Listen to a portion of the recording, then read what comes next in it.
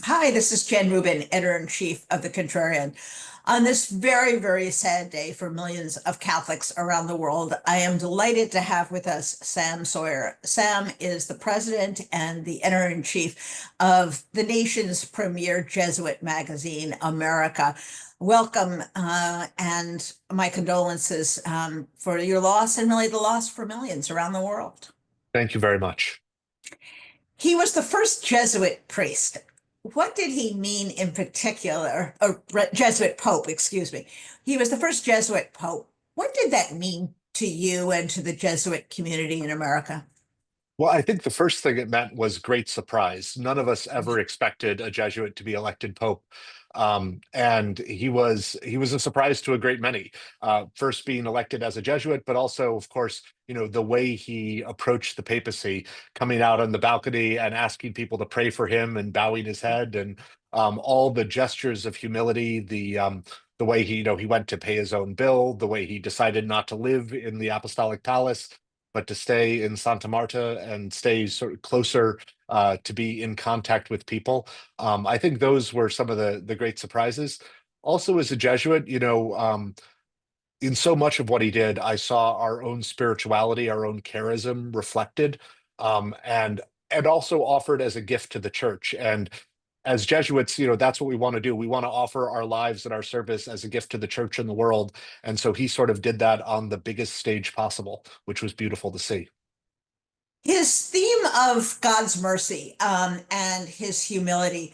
Talk to us a little bit about how that reflects the Jesuit teachings and the Jesuits' work in the world. So, his first big interview, which America was lucky enough we published it in English. He conducted the interview with Father Antonio Spadaro, another Jesuit brother of ours. And when he was asked, who is Jorge Mario Bergoglio, his answer was, I am a sinner. That's where he started. And particularly for Jesuits, one of our significant documents right after the Second Vatican Council started off, what is it to be a Jesuit today? It is to know that one is a sinner yet loved by God. And so we Jesuits certainly heard an echo of that language in the way he described himself. Also, his papal motto, "Miserando atque allegendo," having mercy and choosing him. That's also sort of core Jesuit identity there. And so, really, that experience of God reaching out to us in mercy and out of God's mercy, calling us into God's service. I saw that in Francis, and yeah, really consoling to see that in him.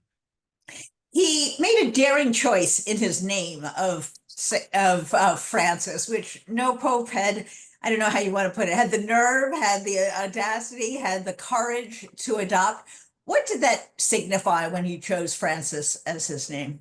Well, what he told us about the name was that another cardinal in the conclave had, after his election, had sort of leaned over and whispered to him, "Do not forget the poor." And what he said, of course, about his choice of the name is that how much he desired a church that was both poor and for the poor.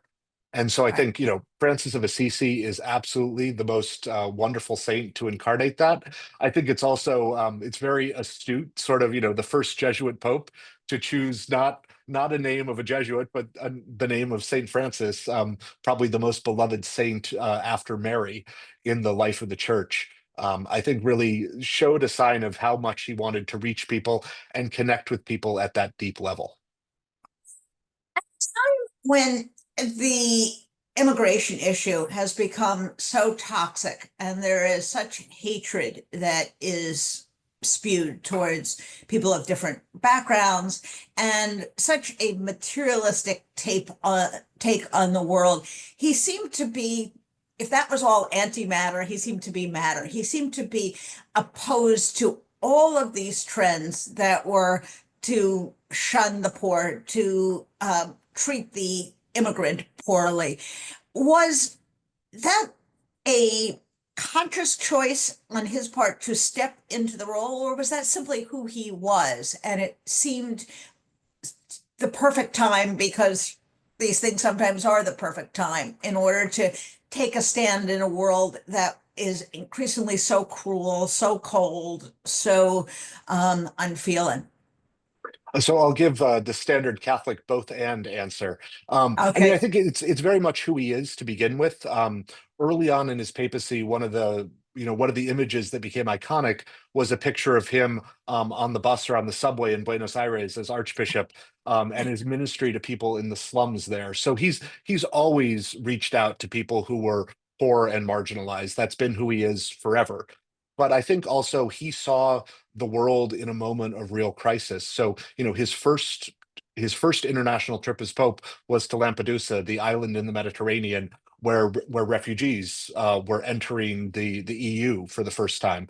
And he consistently, over and over again, called our attention to the plight of refugees and migrants. He also connected that to, his big encyclical on climate change, Laudato Si, pointed out to us as well that it is the marginalized and the vulnerable who will bear the costs of climate change first and most seriously.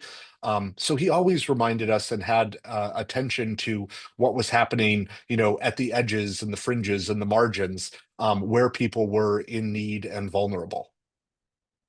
Also, the first pope to have his predecessor still alive, Yeah. in this very unusual situation. How did he deal with this? And what did he look to? There was no road back. We've never had a pope retire and remain for some period of time, actually. Yeah, so I mean, one of the things he said about it is that he certainly was grateful for the witness, the counsel, and especially the prayer of Pope Benedict in his retirement. One of the things, it's maybe one of the lesser known pieces of Francis's consistent references, but he would frequently talk about the importance of grandparents. And sort of not discarding people when they get old, when their time in the limelight has passed. And I think that's also a way, sort of how he thought about having Benedict the 16th there in retirement, kind of a grandfather figure, grateful for the wisdom and grateful for the witness. But also, I mean, Pope Francis was decisive. And so he was also unafraid about charting his own course. And that's part of what he was elected to do. We know that one of the things that helped move him towards election in the conclave was the speech he gave beforehand about the church being willing to go out and into the streets and not be locked up safe at home, but be willing to risk getting dirty and even being injured in order to go out and be with the people. And I think he was willing to make changes to help the church encounter the world and encounter people in need. He was not only not an Italian pope, he was not a European pope. So another first in that regard. We're very familiar with his heroic stand against the dictatorship in Argentina. What other ways do you think his background colored his view and affected his papacy? Well, so I think it's worth pointing out that he has the experience of migration in his own family. So while he's not a Yes, European pope himself, his family are Italian immigrants to Argentina. So, yes, he's got that sort of in living memory, which I think certainly affected the way he looked at things. But I think the experience as well of coming from a part of the world that is not necessarily front and center for other people helps yes. explain his attention to folks on the margins and his not necessarily, uh, I think one of the things that was maybe toughest for Americans and American Catholics to appreciate about him is that we were not always the most important thing on his agenda. He had other concerns and broader concerns. We saw it in, he named cardinals. I think the number is something like from 75 different countries, about a third of whom had never had a cardinal from there before. So like he made, a bishop in Mongolia a cardinal, and nobody ever would have expected that. So I think this willingness to be attentive to places that are small and marginal and experiences in the church that are not right at the heart in the middle of everything. That I think is deeply shaped by his experience of coming from a part of the world that is not in the middle of everything.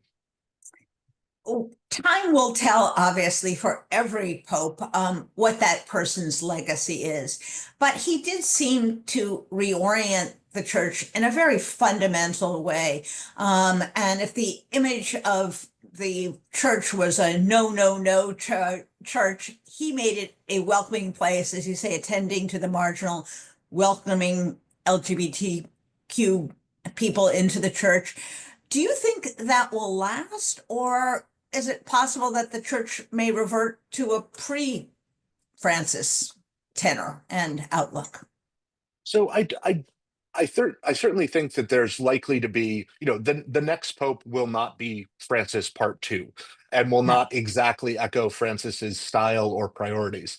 But I think that the move towards a greater openness, towards a greater sort of pastoral accessibility of the Pope. Yes. I think that's actually something that, in a way, is, in a sense, almost continuous with John Paul II. And not Yeah. that Benedict opposed it, but Benedict was not, John Paul II was out and with people all the time. And Francis, I think, continued that trend and even emphasized it with his kind of very, very practical humility. Um, and I don't think that genie's going back in the bottle. I think Right. the experience of a pope who is more visibly humble is probably something that is going to stick with us as we go forward. Also, the kind of changes that Francis began to usher in with the Synod on Synodality and an emphasis on consultation and a broader involvement of people, not just other bishops and other cardinals, but people across the church and including the laity in the church's conversation and decision-making structures. I also think that's likely to continue in some fashion, even if not exactly in Francis's style. Well, I think with the possible exception of John Paul, I think Pope Francis was the most beloved pope by non-Christians. And that says something, I think, to his ecumenical vision and the universality of his message.